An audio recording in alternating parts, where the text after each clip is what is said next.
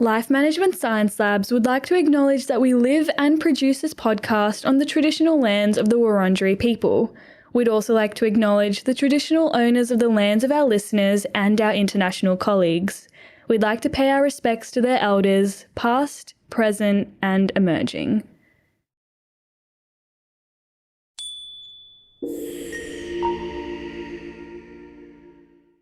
Hello everyone, and welcome to Work in Progress, the Personal Productivity Science Insights podcast produced by LMSL, the Life Management Science Labs.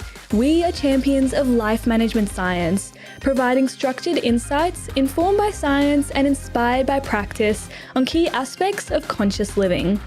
Each week, we bring you scientific and practical insights on each element with the expert knowledge of professionals in the field.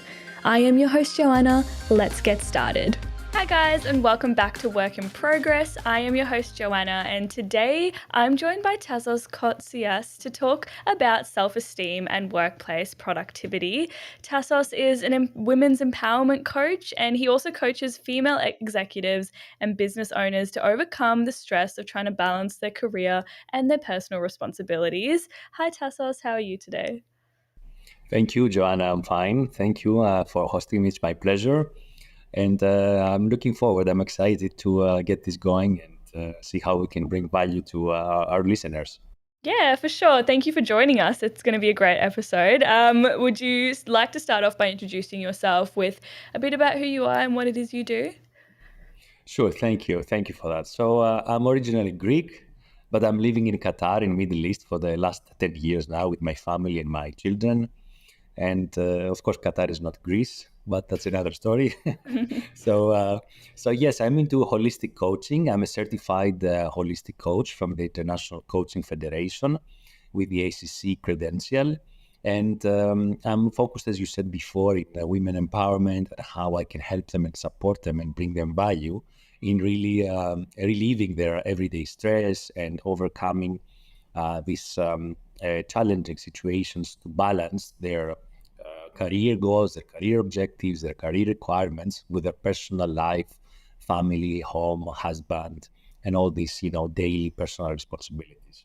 So this is what I'm focusing, and this is my mission actually, because I really believe that I can serve and I can bring, I can have some impact to this world. Let's say. Yeah, beautiful. And what inspired you to focus on female empowerment specifically? Yeah, that's a good question. Thank you. Because sometimes, it's a bit strange. So, because usually, a lot of women coaches are addressing such issues, but I see it from the male perspective and from the man perspective, having already over 25 years of corporate experience in challenging environments, professional environments with bosses, with managers, with colleagues, with all this, stress and overwhelm of being in a competitive environment, in a corporate competitive environment. And also, I was also, and I'm still, as you understand, entrepreneur, because even being coaching is an entrepreneurship, really. So I've done several also entrepreneurial efforts, very challenging. So I went all through these pains and challenges of empowering myself and also empowering others. But coming back to your question, just to link it, is that it was quite, let's say, natural to me when I was younger and I was really being in these corporate environments for women and female colleagues to come to me and ask me for advice or sharing with me their issues, their problems, their everyday challenges, and also even their challenges with their male colleagues and male bosses. So for some reason, I don't know why. I didn't know even back then why. Now I know a little bit better, but back then I didn't know why. I guess it was I was creating, subconsciously a safe environment and a trusting environment for them to share their opinions, share their feelings, share their emotions, share their challenges with me, and looking for some advice or some, let's say, a little bit of mentorship in that area. So slowly, this became my profession and this became my coaching profession. I really, honestly, 15, 20 years ago, I didn't know anything about coaching, right? But this was happening. This was happening on a daily basis. And I was very happy, to listen to them and provide advice and bring them value. But now I do it consciously, and now I'm also trained to do that, right? So the impact is much greater right now in this aspect. Yeah, for sure. And what a great journey to get to this point. So thank you for sharing that with us. Appreciate it. So before we get started, I'd like to introduce you in a section we like to call Have You Met Tassos? So my first question to you is, do you have a favorite book or anything you're reading at the moment? Well, right now in the moment, I'm reading a couple of different books, but one of my favorite books, since you are asking, is what about Dan Millman's, the author. I think it was Dan Millman. Yes, that this was his first book was the Peace Warrior, and then his second book was the Travels of Socrates. And by the way, my son is called Socrates, so like the ancient Greek philosopher. So Yeah. this book was one of my favorite. The combination of these two books, because it's really empowering. It's a really empowering book, both of them, and very inspiring, and at the same time we are quite spiritual.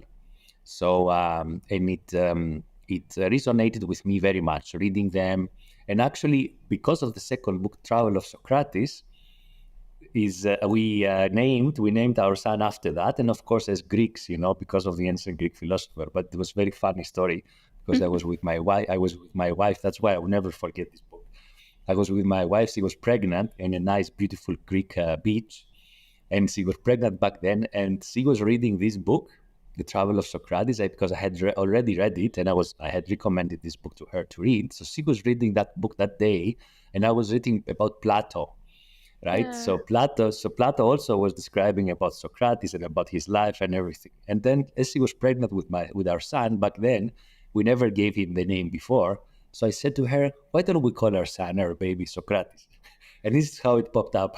So Aw. I will never forget this book, and I highly recommend to our listeners to read this book, both of them, the Peace Warrior, and also the Travels of Socrates. Beautiful. Are you mostly into non-fictional books?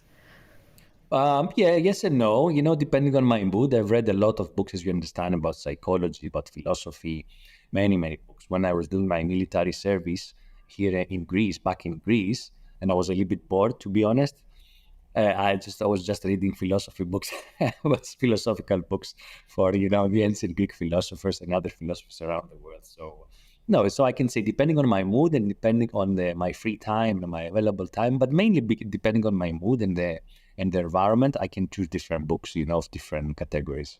Yeah, amazing. And you mentioned military service. Can you tell me a bit more about that?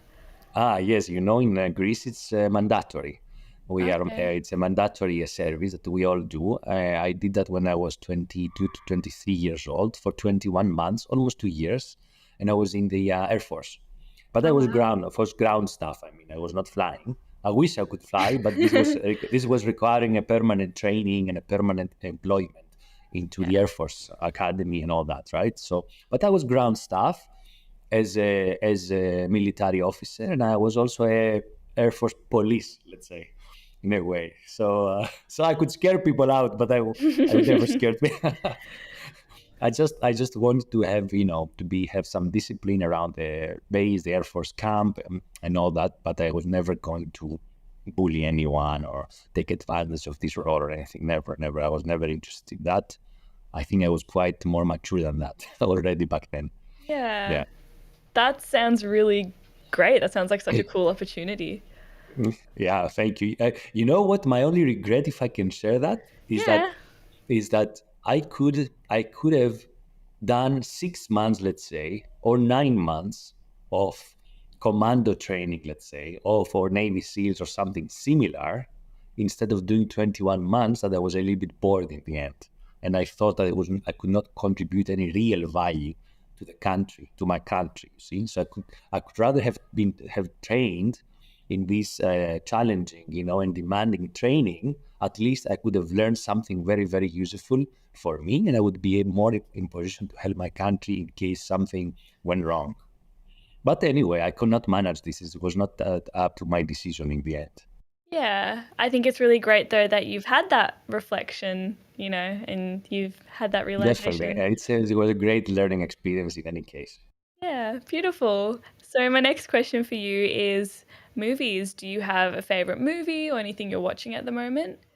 Yeah, my favorite movie was Matrix. I have to tell you, Matrix, the first Matrix, when I first saw that like 20 years ago, I Yeah. think it was 1999 or 2000, something like that. It was really, really incredible movie. I had to watch it 3 or 4 times to really understand the deeper meaning. And I can tell you, even now, sometimes I go back to that to really see, explore more, because as in movies as in books, if I can offer some a little bit, some reflection here, some advice Yeah. in movies or in books, I think we all have seen that, have experienced this. You need to go back again and again. Why? Because we are changing, we are evolving as human beings because of our experiences, because we have different perspectives. Sometimes in life, our perspective changes. So going back to the same movies or to the same books, we translate it and we capture moments or things or advice or any concepts that maybe we had not figured out or we had not understood it when we first read it or watched the movie. Mm. So I'm an ambassador of this, and I enjoy going back and reread or rewatch things that I've seen or I've read before in order to go deeper, deeper, and deeper in the meaning and translate that maybe differently now based on my experiences and based on my background or what I've done all these years in between.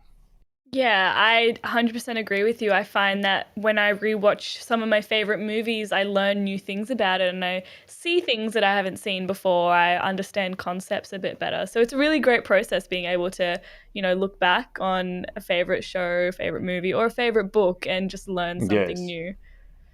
Yes, thank you for the question, and especially Matrix for me. For me, if I look back now again, I think seeing that now from the holistic coaching perspective, if I can connect that, I see a lot of common points, around, a lot of common concepts between the holistic coaching and Matrix, because Matrix was very spiritual. It was very, at the same time, very physical, very mental, and very emotional. And this is what holistic coaching is about. It's about the physical awareness, our physical awareness, so our body and who we are and what we're doing every day, our environment, how we enjoy our environment. At the same time, very mental. It's about the mental awareness and the mental well-being. So Matrix, you remember Matrix, with all these crazy situations happening, mentally, you had to be very, very clear. You had perfect clarity of what was going on and take critical decisions when you had to take critical decisions. Then emotionally, it was so intense, right? Like our lives, everyday lives. So this is why we're talking about balance, we're talking about integration, we're talking about harmony in the emotional aspect of the holistic coaching. And then spiritually, because if you remember in Matrix, it was really about who we are, what can we do, how we can change our lives, how we can achieve our goals, our visions, our passions, our objectives, right? So it fully resonates from me since then, and I really see a lot of common areas and common spaces with the holistic coaching that I'm practicing and I'm offering now. Yeah, amazing. I have to admit, I actually haven't watched The Matrix Oh, you before. should. I highly Yeah, recommend. yeah, a lot of people have told me to watch it. I just have not gotten onto it. But now that I But know, take it in a row. The first one first, the second, the third. Take it in yes, a row. Don't go in the end, the last one. You never understand what was happening. You have to go to the first. I'll make note of that and I'll definitely put that on my list again. I'm making a Great. lot of lists of movies to watch. Every episode I do, I feel like I'm adding a new sort of recommendation onto it. But yeah, thank you for that. And my last one for you is podcasts. Do you listen to any podcasts or are you into podcasts at all? Of course, I listen some podcasts, and I listen also your podcasts several times, few times, Ah, very often. Yes, what I see interesting, because I think you have captured, and I'd like to to celebrate you about that, and I really appreciate your work because you're capturing something very, very important in the business culture, in the if I can say, in the wellness workspace, or in the workspace wellness. So, because self-esteem and personal productivity are very, very well connected. So, if you manage to have a clear idea and a clear perception, a clear perception on what self-esteem is and how we as human beings and each individual, how he or she perceives this self-esteem aspect for himself or herself, then productivity comes along. Then it really impacts the productivity of each person. So since we are all working somewhere, somehow, it doesn't matter, we're all working, it's about productivity, it's about personal productivity. So self-esteem is there, it's a basic element of this personal productivity. So that's why and coming from my background, my corporate background, I see a lot of value in what you're offering. Amazing. Other than that, in terms of other podcasts, from time to time, I listen to different aspects. It's like the books. Sometimes I feel listening to some podcasts which are more, closer to psychology or closer to philosophy or closer to everyday solutions or practical solutions or something. But now, the last year since I'm into coaching, I'm more listening around coaching, the coaching space, and how I can enhance my skills and how I can enhance my tools in order to serve an impact and have a bigger impact for my clients and for the society. Yeah, for sure. And thank you for your kind words about our show. We do hope that people get something out of it. And by sharing different, approaches and perspectives on productivity, that we can also inspire people to, For help sure, their I'm own sure, I'm sure. productivity. Thank you for that. I think we can get straight into our interview questions now, if that's all right with you. Perfect. So, my first one for you is, how would you personally define personal productivity? Yeah, personal productivity. It's really, I will say two words: efficiency and effectiveness, because these are two different concepts and two different aspects of productivity. So I can be very effective but maybe not efficient, or the opposite, I can be very efficient but not effective. So these two have to go together. And of course, around these there are a lot of other aspects, like multitasking, or like maybe how I can manage my time, how I can manage my energy to be productive, therefore being effective or efficient. Right. So, but there are a lot of other aspects there. It's about goal setting, for example. Do I have a clear goal? Do I have a clear idea? Do I have a clear solution, or do I have a clear destination on what I want to achieve? If I have this, I can be more productive. If I don't have this, I'm lost in the way. Hmm. So time management, energy management, how to be efficient, how to be effective. This is about personal productivity for me. Yeah, and what do you think people get wrong when it comes to personal productivity? Yeah, the opposite on what I said. For example, people usually cannot set their priorities well. Are not able to manage their time because they get lost sometimes in different priorities that they believe they're priorities, but in the end they are not important for them. Because in order to set your priorities, you need to understand very, very well what is important for you.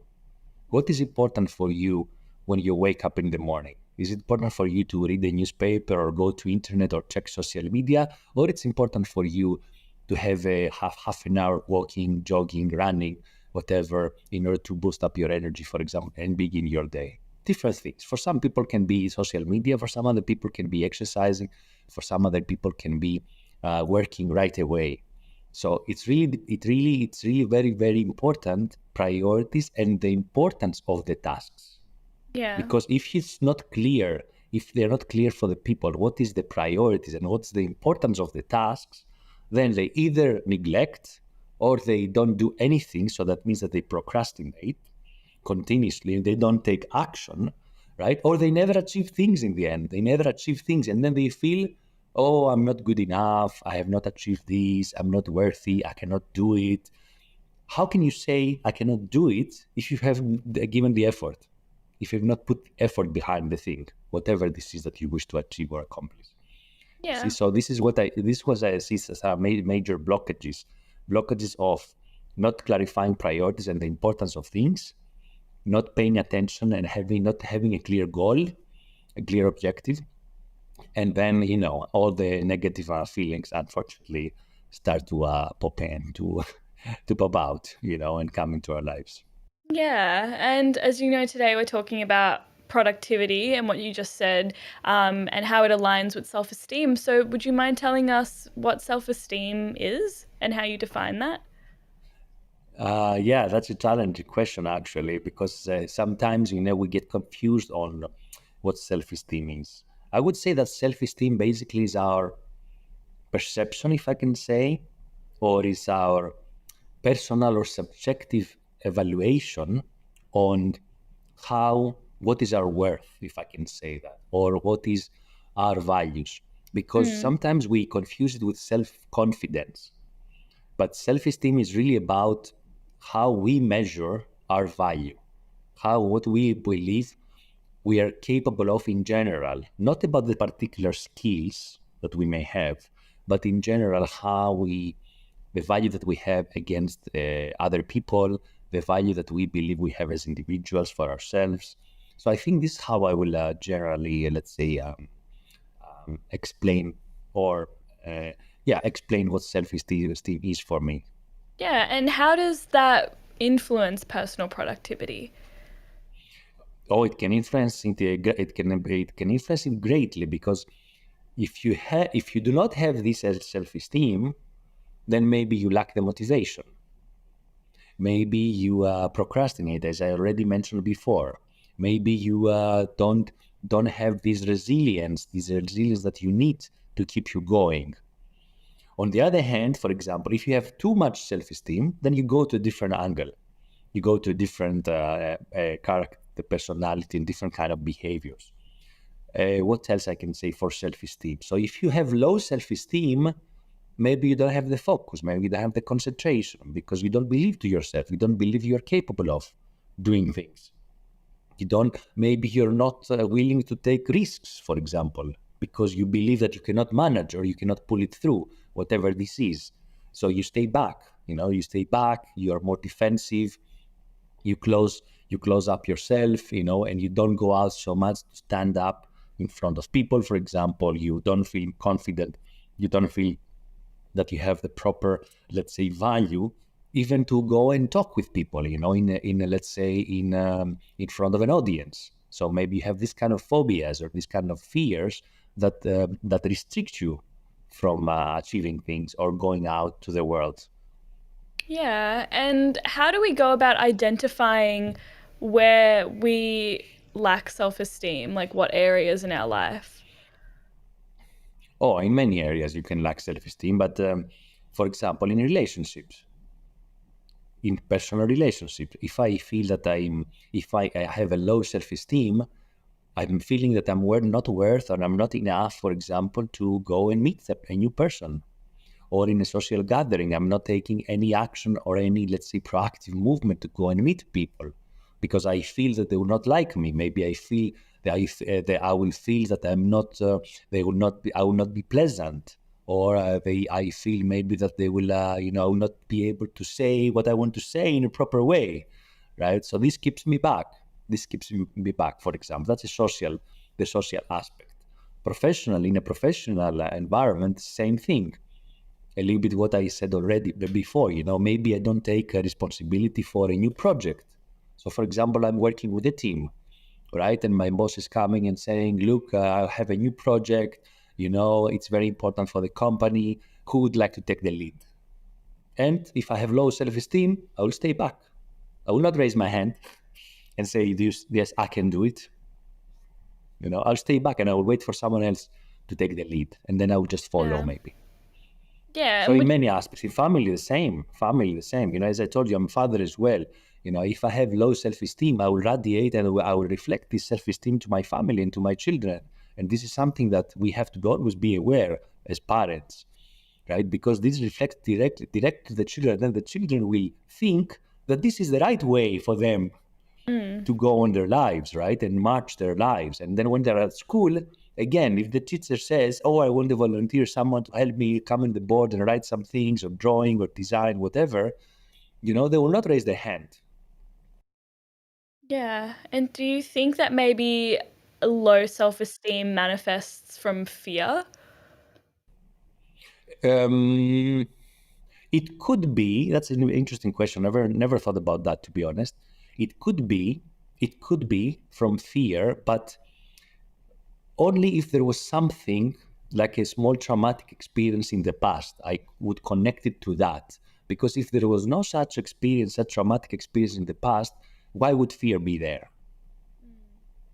Hmm? Yeah, that's a good So, point. so why would you have any fear? Because you don't know, if you haven't experienced something and you haven't felt feelings of fear or feelings of low self-esteem or something, why would it come up to you?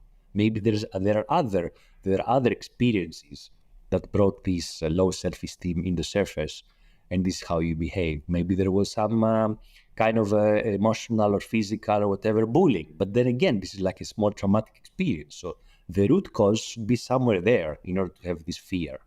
Yeah. So then we have to address the fear, we have to address the phobia, we have to address this traumatic experience to bring it to the surface, recognize it, accept it, hug it, Yeah. right? Really give emotion around it and accept ourselves and forgive ourselves for something like this, or forgive someone else that did something to us, in order to go on a higher level of self-esteem. That's really interesting. So are you saying that the process of perhaps forgiving someone that contributed to a traumatic experience in your past can help boost your self-esteem? But for me, 100%. If this was the root of the fear, and if this was the root of the low self-esteem at the present, definitely you have to go back to the root, understand it, acknowledge it, accept it, forgive yourself or the other one or both, right? Mm. And then move on. Yeah. And this idea of moving on, does it play a big part in, cultivating a greater sense of self-esteem? Yeah, of course. Yeah, exactly. Great. Yeah, exactly. Correct. 100% correct. Because if I want to take action, I take the action if I have a balanced self esteem. I'm not saying a high self esteem in the extreme, but I'm saying a balanced self esteem, proper, grounded personality that is centered, it's centered, that knows what you want. When you know what you want, then you can move on. Then you can take the little steps. Then you can trust the process. You can trust your capabilities. You can trust your skills. You can trust yourself in order to move forward. Definitely. Mm. Yeah, for sure. And how does one begin the process of moving forward from a traumatic experience in order to work on their self-esteem? Yes, then there are several ways. Either you can do it by yourself, or you need to ask for support. Mm. So if you can do it by yourself because you have already acknowledged the incident and you're fully aware of the incident and how to manage it, then that's perfect. You can do it and you can move on. You can set new goals. You can set new achievements that you wish to attract around you. So then you can do it. If you cannot do it by yourself, because either you're not aware of this traumatic experience, or you're not aware of the fear, the hidden fear, then you need to ask for support, right? And then either you ask a coach, or you go to a psychologist or someone that really can help you as a professionally, because sometimes asking, speaking with a friend or speaking with a colleague or speaking with a family member, it's good. It's good to have this strong network of sharing and discussing, but it doesn't mean that helps Mm. you to take the insight, to find your awareness and find your own truth and find your own solution. Yeah. Because you may be biased or you may be influenced by Yeah.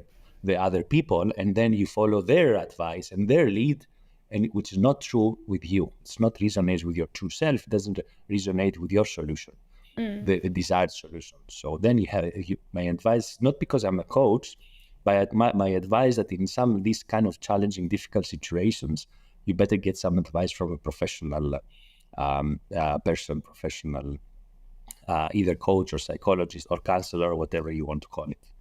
Yeah, for sure. And I also know that you focus on female empowerment. So I'd just love to establish why it's important for women, especially to, mentally Yes, thrive. it is. I would say it's important because I hate to say that sometimes, and it can be really a little bit controversial sometimes, but I still feel that there is a male dominance in a lot of environments, which of course depends also on the culture. So maybe it's a little bit different in the US, maybe it's a little bit different in Europe, maybe it's a little bit different in China, in Asia, or in Africa, or in Middle East, where I am, Yeah. right? So, and also on the religion. But of course, here we're not discussing about religion. But the male dominance, you see it also in the government. You see it in a lot of corporate organization. You have a board of directors, for example, 99.9% is only men, and maybe have one or two women, out of 10 or 15 men there. So that's obvious. That's obvious statistically, right? Yeah. Mathematically, it's obvious, unfortunately. So this is why women have to really get their place in this world. If they feel like being there, if they feel like being in a board of directors, if they feel like being, the leading powers in different aspects or different societies or different setups, I mean, political, social, whatever kind of setup, then this is why they need to get this empowerment, and this is what my mission is at the same time. You know what I strongly believe in, and I will Yeah. give you I think it's a very strong example.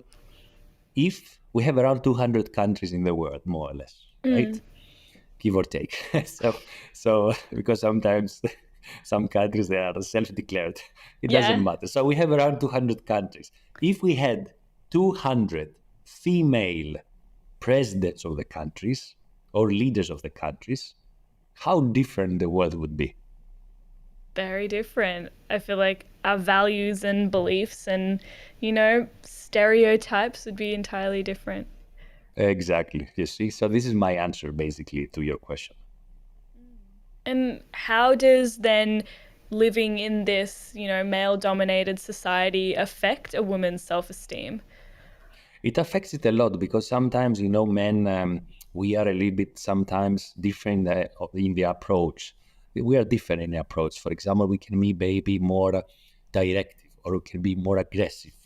We can be more competitive in a professional environment, right? In a corporate environment. And that sometimes brings women in a different position, in different mindset, mentally and emotionally, because they behave differently. Women behave differently. Women think differently, and they act differently. And then what I say usually is that we men, maybe we are driven mostly by our brain and our mind. So we are more our mental, let's say, driven human beings. But women go more to their heart because they drop down from their mind. They go more for the emotion from more to the heart. Parenthesis. That's why my coaching methodology is called Heart. But we can explain that in a different podcast if you wish. So, No, I mean, go for it. Talk to me about heart. What's that all about? oh, Heart is a let's say copyrighted methodology of mine, which is basically addresses. It's like an acronym and addresses, let's say, like a 5-step process around coaching. So because why? Because heart, H is for holistic, which I'm fully certified and fully trained. E is for empowerment, so women empowerment. A is for acceptance, so how women can be accepted, can feel accepted, and can be accepted in a corporate environment, social environment, in the family, in all the different setups. R for resilience. So what's the resilience that we can get into this state of resilience, that we can face the challenges, etc. And T is for transformation. So in the end, starting with a holistic approach of addressing an issue or addressing a challenge, addressing any mental, emotional, or physical challenge or spiritual challenge, we end up going to the transformation, to the complete transformation. And this is where the beauty is, because you start with a point A and you reach point B, and you see the difference in the process. Enjoy the journey, you see the difference, and then you are a transformed person in order to really go out and thrive.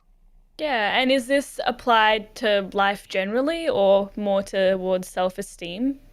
In any issue. I'm Yeah. telling you, in any issue, because maybe maybe a lady comes to me and says, look, Tassos, I'm low, I feel lately very low in my self-esteem, how I can change the state of mind, how I can change the state of emotion, whatever. So we will be working on the self-esteem in order to transform this. But in the process, or maybe other clients, other ladies, other women have different challenges. Maybe it's about acceptance. Maybe it's about achievement. Maybe it's about career setting. Maybe career goal setting, I mean. Maybe it's about career move. Maybe it's about managing family, work-life balance, or work-life integration, how you integrate these two so that you feel happy. Maybe it's about depression. Maybe a woman comes to me with a depressive approach in things. So we have to work around it, to be really able to transform this. Yeah. So there are all different aspects. Maybe it's a physical challenge. Maybe someone's coming with the overweight situation, an overweight situation. They say, no, I want to lose some weight. I want to, I hate myself, etc. So you start with the physical aspect, the weight loss objective. But in the end, you figure out this is not about weight loss. It's about self-esteem. It's about self-confidence. It's about acceptance. It's about consistency. It's about goal setting. It's about 100 different things it can be, around the weight loss, which superficially it sounds like a physical issue. Yeah. And I'd love to go back to talking about, the behaviors that come up when, we are experiencing low self-esteem. You did say that, men approach things differently to women, but do you think behaviors of like defensiveness or, excessive compliance or rebellion are common signs of low self-esteem that both men and women can experience? Yes, definitely. Of course. We all experience that. And we all experience that in some given points of our life, or in specific environments. Yes, definitely. Because you talked about rebellion, for example, right? The mindset of a rebellion mindset. Yeah, of course. If someone has a super high self-esteem, then maybe there is narcissism there. Maybe there is overconfidence. Maybe there is a delusional a bit understanding of who I am and what my skills are and what my capabilities are. So then maybe I start bullying, or I start being aggressive, or I start being, let's say, trying to suppress some people or some mentalities or some situation where I live in. So that's the extreme, let's say.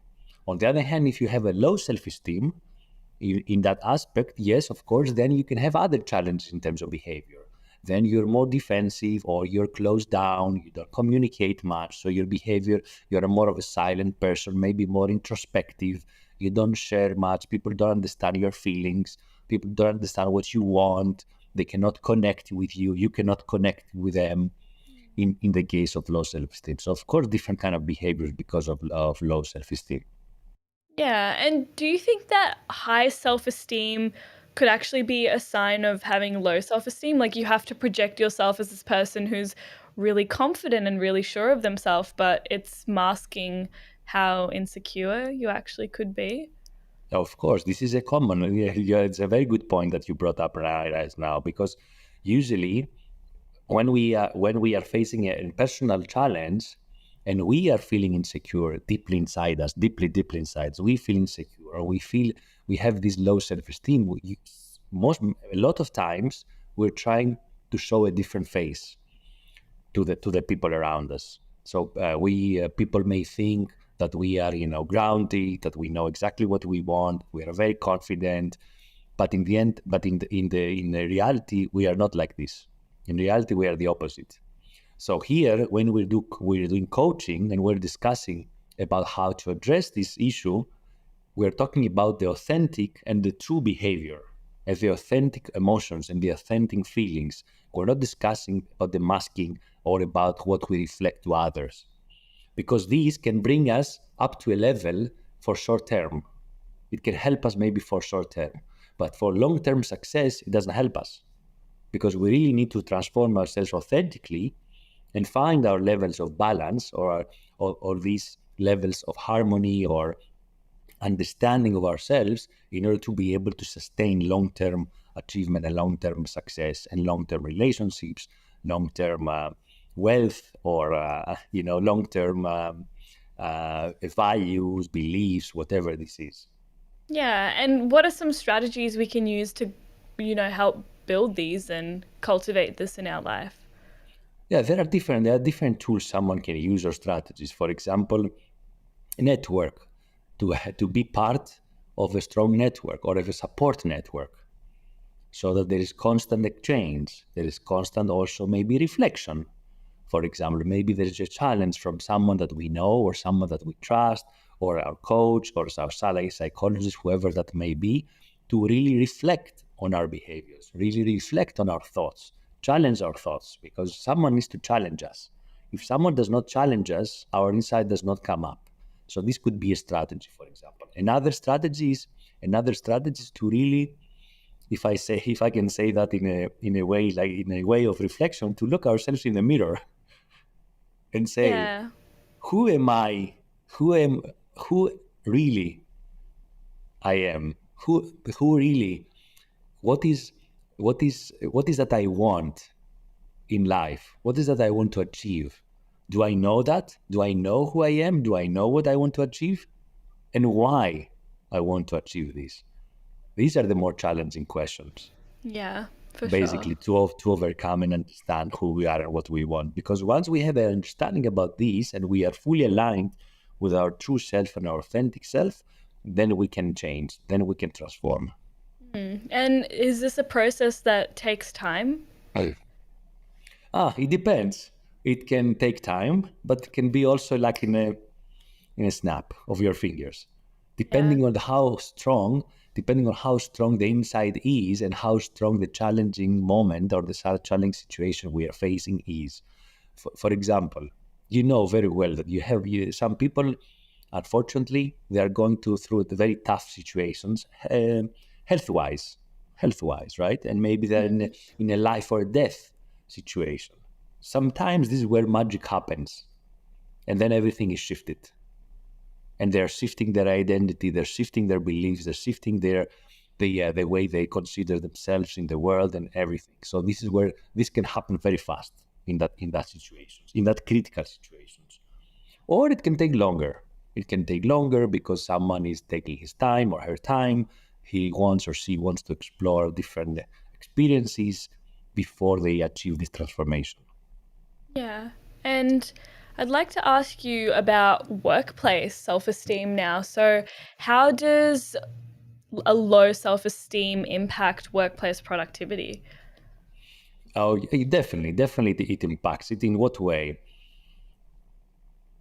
If you have low confidence, you will not have the concentration, you will not have the focus, you will not have the confidence, you will not have the confidence required, you will not be the risk taker required, you will not stand up to take responsibility when it's required, or you will not take accountability when it's required. So that means that you will not be productive in the end, from the eyes of from the perspective of the organization and the management of the organization. So you will be there, but at some point you will not be productive, and that will be obvious. Maybe in 3 months, 6 months, 1 year, it doesn't matter. It will be obvious that you're not productive. If you're balanced in terms of your self-esteem, then you will do all this. You will have the motivation. You will wake up in the morning and you will be happy to go to work. You'll be happy to be productive. You will be happy to take responsibility. You will want to take the account. You will have the accountability to achieve things, to accomplish the things, to accomplish your promises, right? To do the right steps for your success. And then that means that you will be productive also for the organization you work for, or you will be productive and you will be supportive to your colleagues. You will bring a positive impact and positive and additional value to the organization or to your teams or your employees or your colleagues. Yeah. And do you think that it's possible to force yourself to be positive as a way of improving your self-esteem? Or does this have to be more of a natural process? Because sometimes people are like, fake it till you make it. Or, even if you're not feeling positive, just act positive. I know. You know what? He just reminded me now, at least, of this general, let's say, guidance that we hear. We know very much also in social media and in our everyday life about affirmations. You know, yes, affirmations are good, right?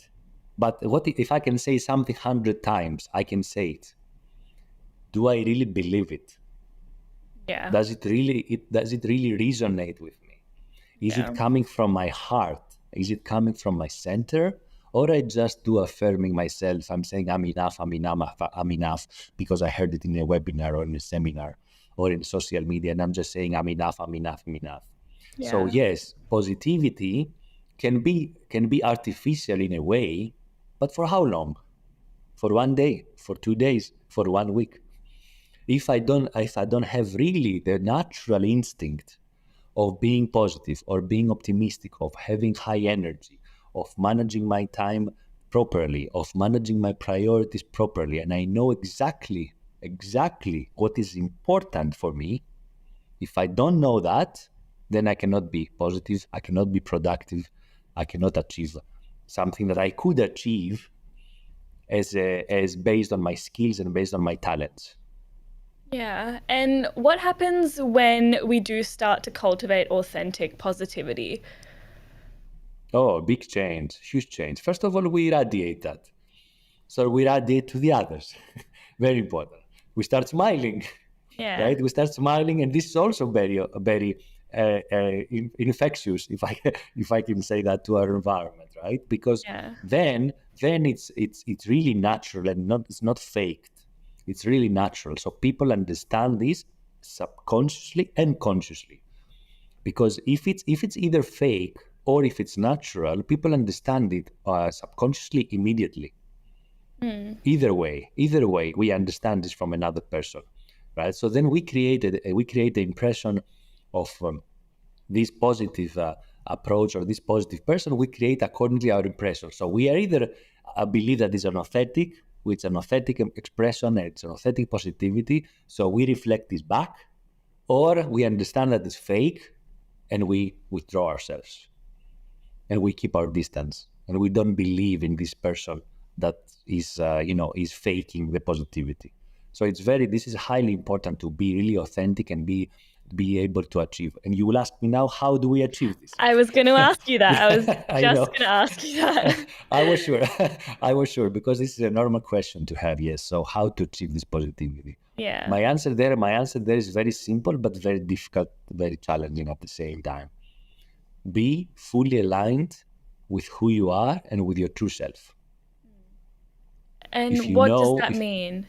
it means that if I really know who I am and why I'm here in this the lifetime, in this world, in this society, in this city, in whatever level you want to put it, if I really know this, and if I really know my values, and I have sorted out my different beliefs, restricting beliefs, limitless beliefs, whatever this is, right? The whole range. If I know this very, very well, then I can be focused. I can be focused on what is important for me. I said that already, but this is for me very important. Be focused on what is important for you, and just put all your radar, put your energy, your time, your effort around that. And then you can be as positive as possible, you can be as happy as possible, and you can be the best version of yourself. Yeah. And this does sound like a journey that will take time to achieve. Yes and no, yes and no. Sometimes it can become as an inspiration from someone or from a situation. Sometimes it can take a little bit more, but in the end you have to consider what is your connection and what is your belief around time. Mm. Because philosophically speaking, what is time? Yeah. How do you compare time on what? I will give you an example. You have 24 hours in your day. I have 24 hours in my day, right? Is Yeah. it the same? Do we experience time the same way? Probably not. Mm, you see. So Yeah. this is the answer to that. We typically, as per the society rules and the history and everything, we have 24 hours, both of us. Yeah. But you may experience it in a much more positive way, much more creative way. You can do amazing things. You can do have great experiences. You really love what you're doing. So time for you is completely different experience of this 24 hours specifically. Well, for me, this 24 hours experience can be, oh, I'm depressed. I don't know what to do. I don't know what I want. I better watch TV, or I check my social media for 5 hours a day, and then, maybe I eat some junk food, or I don't want to go out now. My friends have invited me to a dinner, but I don't go out because I feel they're bored. They're boring, I'm sorry, and I'm bored and all that. So what is the experience of these 24 hours for you and for me? That's a very interesting point you make, actually. I feel like we generally think that time is the same for everyone. Everyone's got the same amount of time, but I feel like now that you've said that, time seems like more of a subjective thing. Like everyone's 24 hours is very different. Yeah, amazing. Well, thank you so much for sharing that with us. And I'd love to now ask you about your personal experiences and maybe some practices that you use to help improve your self-esteem. Do you have anything that implement into your daily life? Yes, I I can say that I'm very well organized in that aspect. So, for example, I do now for I've always been an athlete, by the way, right? Always since I Mm, remember myself 5 years old. I was a swimmer, then I was a professional swimmer at a competitive level, then I was a water polo player, then I was doing all kind of sports and physical challenges. Let's say, not yeah. extreme, never extreme, right? But very moderate, but very consistent, very consistent. So the last now 8 years almost, I'm a kung fu practitioner. So I'm a kung fu martial artist. I'm not a master of something like that. No, I need another 30 or 40 years for that, right? But but I'm practicing, and this is embedded in myself. It's embedded in my routine. So about anything that has to do with my physical well-being and my spiritual well-being, and anything in between, mental and emotional, I'm very focused around that. So, for example, I'll give you another example. COVID, during COVID, right, for 2 years, almost 1.5 year, we were at home, basically, working full time or part time or not working at all, right? I literally spent at least 1,000 hours, literally 1,000 hours at least, in webinars and trainings, in Mm, online webinars and training. Most of them free, some of them paid, but most of them free. But I gave me the time. I invested the time. I invested my efforts there, and I was balancing my time with my family and my personal development and my personal growth through this and my physical well-being. And the same thing I'm doing right now. I have a very clear schedule of my day, how I wake up, what is my routine, how I exercise in the morning to bring energy to my body, what I do at work, what is my schedule at work, when I rest, when I sleep, how when I spend time with my family and do happy things and family things, and we all enjoy together. So I'm not a robot. I'm not saying that I'm a robot or we should be robots. I'm not saying that. But I have this kind of belief that when we have a routine in our lives, it brings us safety yeah. and it brings us peace, Mm, because we avoid challenging moments sometimes, which are fine, or we have the resilience to uh, to address these challenging times because we have the certainty, we have the self-esteem, we have the self-confidence in order to also address challenges when they come in, and we are open to them. yeah, for sure. Isn't it like the kids, like the children, that that you have a strict routine usually for the babies, that they need to sleep at a specific time, they need to eat Yeah. at a specific time, they need to play at a specific time, they need to socialize. So you're trying to keep this balance for the children. Why? Because it brings them safety, it brings them Yeah. consistency, it brings them pleasure, it brings them peace and harmony. So why should that be different for the adults? I feel like Why? that's a very good point. If you think about, even if you get a new pet, like you get a puppy and you Eh? have set times you have to do things, you're doing it that way so you can cultivate better habits for the future for when they're grown up. Hmm, that's a great point. You see, so you have babies and children, you have pets. Why Mm. not human? Why not adults? Yeah. why, why we don't have this discipline? Why we don't have this self-discipline? Because it's about self-discipline. Why we don't have this self-discipline to manage our time and put these routines in our lives and our daily habits, Mm. so that we cultivate all the rest of the soft skills, the Yeah. mental, the emotional empowerment, the mental empowerment, and the spiritual, of course. For sure. I feel like a part of that could be because of all the distractions we have in our life, it's so hard to focus on doing these more important things like setting routines, setting yourself up to do really well and, have a better sense of self-esteem. I think we're just so caught up in our past or the future or all the So distractions. if I was coaching you now, you know what my question would be? What would it What what be? what do you mean by distractions? I mean, we've got social media, we've got all of Hmm. like the So things we so worry what does about. it mean, social media, for you?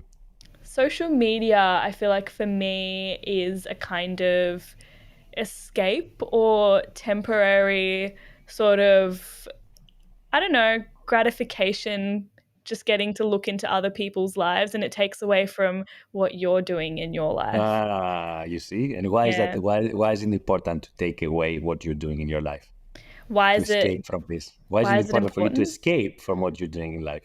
Oh, I feel like it's easier to focus on what someone else is doing and be like, Oh, okay, cool, than it is to mhm. focus on your life and do the hard work to get to a Mm, place where you're happier.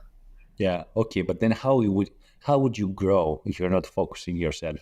Exactly. I feel like that's such a good question. And then I feel like that comes down to self discipline and, being able to do the right things for yourself as opposed to indulging in those bad habits that aren't good for you, but you can't stop yourself from doing them at the same time. Exactly.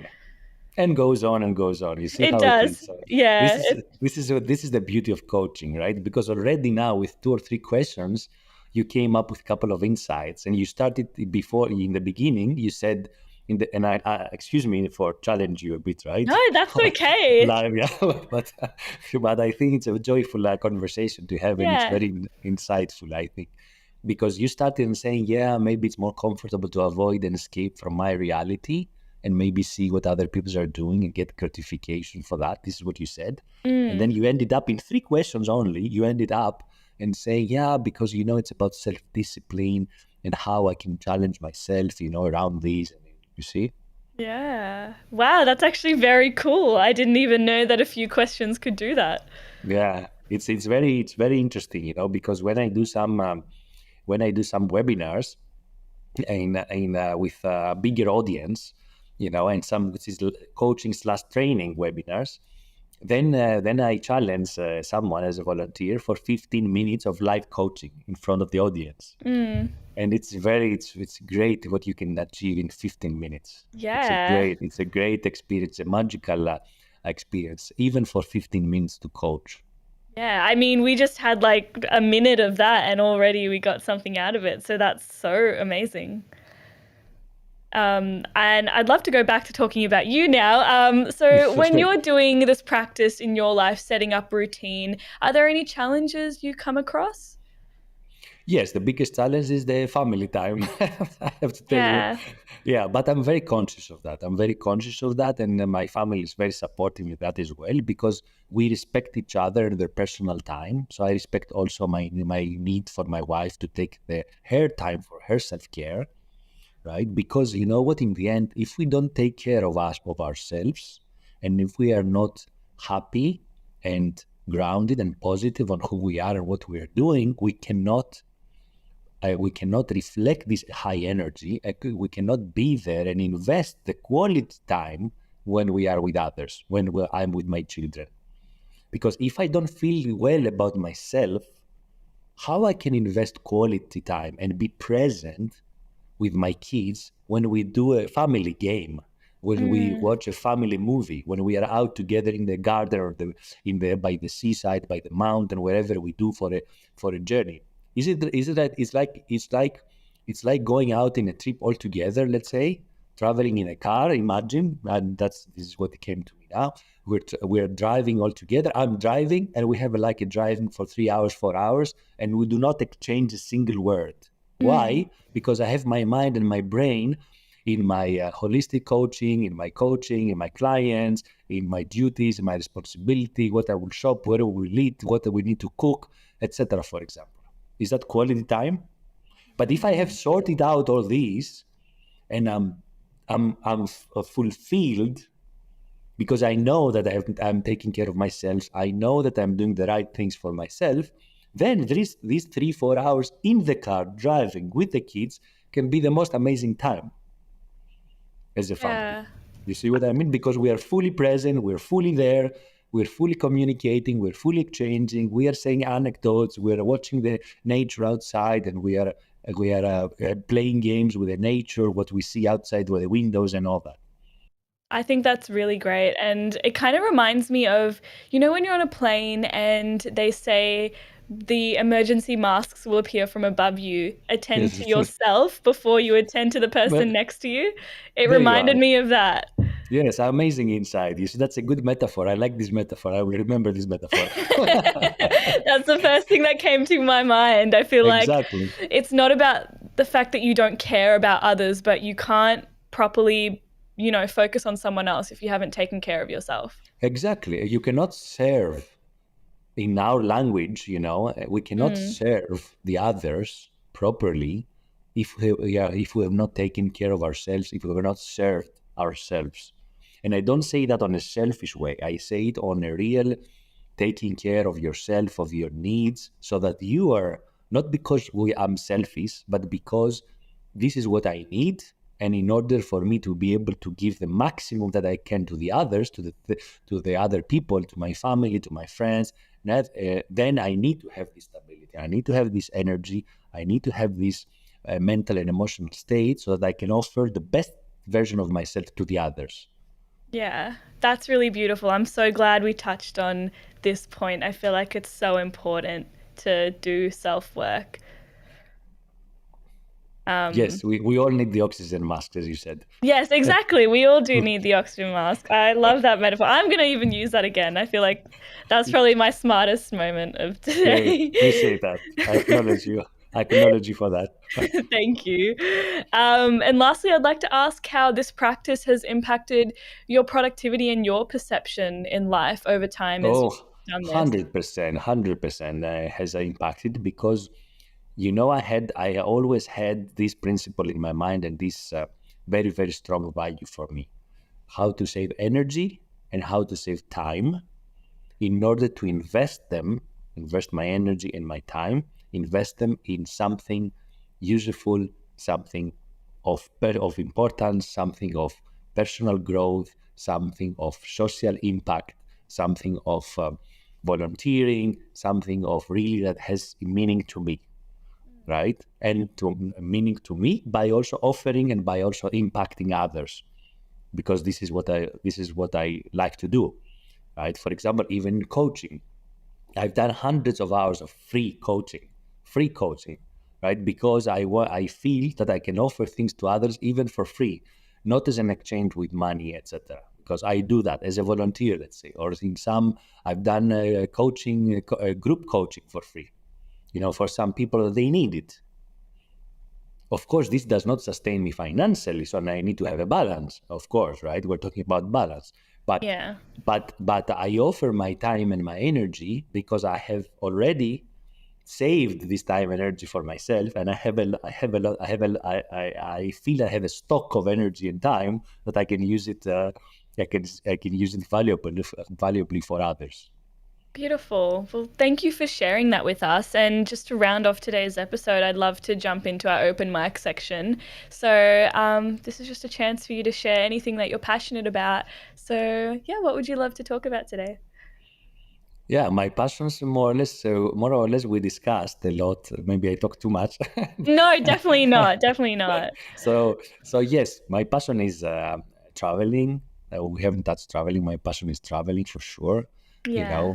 I've been to maybe 50, 55 countries more or less now. Wow. So hopefully in the next 50 years, I can go to the rest, to the rest of the countries in the world. This is something that I really enjoy. I enjoy meeting new people.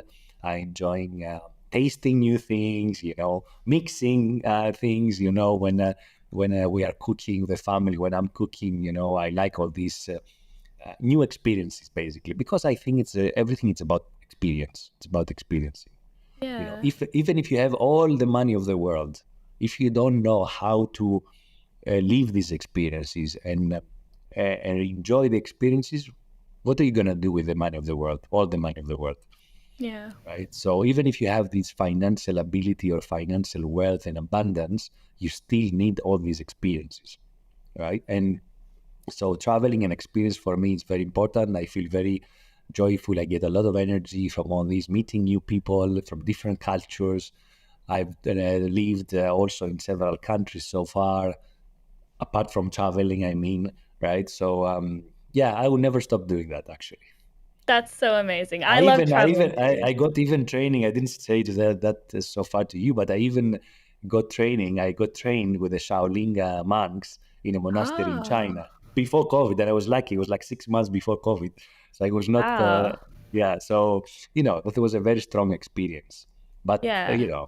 but anyone can do that. Anyone. It's not something really special. Anyone really can do it. It's I just a think that's matter of that's it's just a still matter very of mindset. special. Yeah, Yeah. it's still just maybe for someone would be to do a big retreat, or someone would be to live an experience in the Amazon or whatever, or someone wants to travel to the moon. Yeah, I want to travel also to the moon if I have the possibility. Actually, I had submitted my application for Virgin Galactic. Oh my God. Really, really, but Wow. unfortunately, I was not chosen. Oh, that's a shame. Yes, Maybe yes. next time.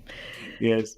So yeah, so this is my passions and this is what I like. And of course, Yeah. now with being a father, I'm very conscious to spend as much time as possible with my kids and being their mentor and being their role model, because I'm very conscious of that. I don't know if I achieve it all the times, but this is a big objective for me. It's very important for me to be their role model. And Yeah. role model you can be consciously and subconsciously. Meaning, Yeah. because the kids, as you know, they attract everything. They just attract everything they see. They don't have to say anything. Even if you were silent the full day and you would do things that are important for you and they bring value and that you consider ethical and you consider valuable for the kids, even without saying anything, the kids would attract and would absorb everything. Yeah. I feel like that's a really great perspective to have. And I think, like they say, kids are the future. So, And when the yeah. kids grow up, and we all grow up, so, and we have Yeah. to take care and we have to foster and we have to bring back these values and sustain these values for our kids, because it's a matter of education. It's about culture Yeah. and how these kids will grow up and what this world will become in the end. Yeah, for sure. Well, thank you so much for sharing all your wisdom with us today. And I Thank had you a for thank you for challenging me. no, thank you for challenging me. I feel like that was such a great conversation. And I loved when you started asking me questions. I felt like it was so interactive and it was just a pleasure talking to you.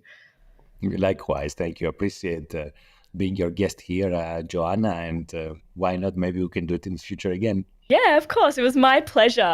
And for those of us who want to find out a bit more about you, where can they go? Yeah, so they can reach me in my website. That's the easiest, which is for basically my name. It's tassoskotzias.com, which, if I can spell it, will be TASSOSKOTZIAS.com. And of course, I have also social media, LinkedIn, Facebook, etc. And I guess through your podcast, of course, right? Because when it goes to air, I guess they can find me through you. I'll be happy Yeah. to. I'll be happy to talk to any of your listeners. Anyway, I offer a 30 minutes free consultation call. So I'm eager and I'm excited to get in touch with some of your listeners. Amazing. Well, we also have Tassos's information in the details and his details in the description below. But thank you guys for listening, and we'll see you next time. Thank you. You have been listening to Work in Progress, the Personal Productivity Science Insights podcast produced by the Life Management Science Labs. Listen to episodes from LMSL's 10 Life Management Perspectives on Apple Podcasts, Google Podcasts, Spotify, YouTube, or other podcasting apps on your smartphone. If you enjoyed this episode, please consider rating our show, sharing it, and subscribing to our channel, as it helps other people find it and us grow to bring you more quality resources. More of our work can be found on our website pp.lmsl.net, where you can join our movement. I'm Joanna. Thanks for tuning in.